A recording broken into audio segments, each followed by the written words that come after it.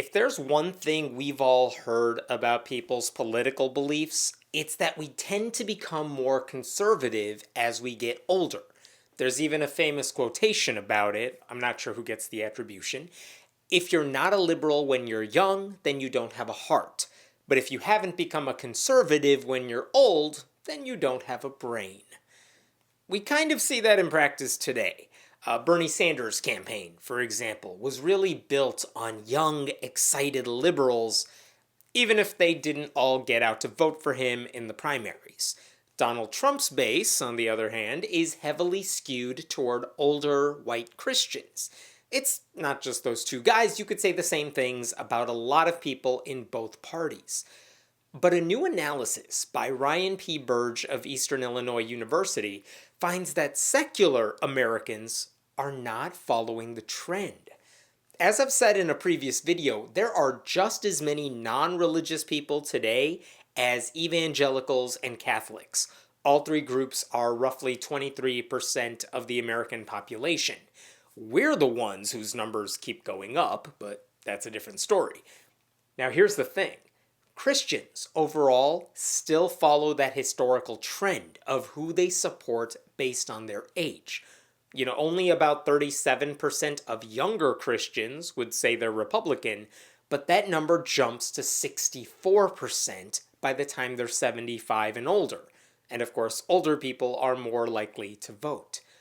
But when it comes to the nones, the atheists, the agnostics, the people who don't belong to any organized religion, we're not moving that way at the same rate. Just look at this graph. Only about 15% of non-religious Americans under 35 identify as Republican. No shock there. But even as we grow older, look at those yellow bars. The percentage never gets that much higher. It goes up to the mid-20s, and that's about it. There's no big rush on our part to run to the Republican Party, even as we grow up. So why is that happening? Burge looked at what issues matter to Christians and the nones. He saw, for example, that we all say we take healthcare seriously no matter how old we are. We all care less about jobs as we get older, which makes sense since more people would be retired. But older Christians care much more about immigration. They don't like it. And less about gun safety compared to younger Christians. Older secular Americans care more about gun safety and more about the environment. And if those issues matter to you, then you're going to stay the hell away from the GOP. Put simply, older secular Americans are still relatively liberal.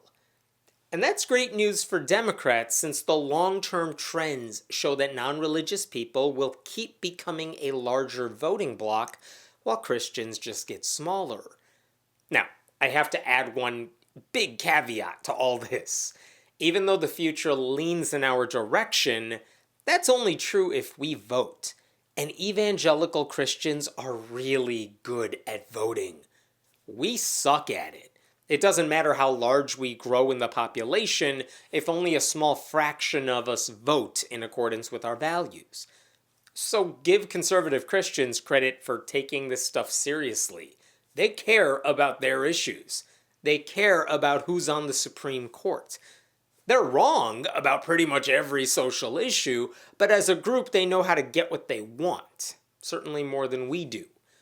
Unless secular Americans make a serious push to get out the vote, and I know telling atheists what to do is like herding cats, and Richard Dawkins can't just tell us all what to do, but unless we vote, conservative Christians are always going to have more political power.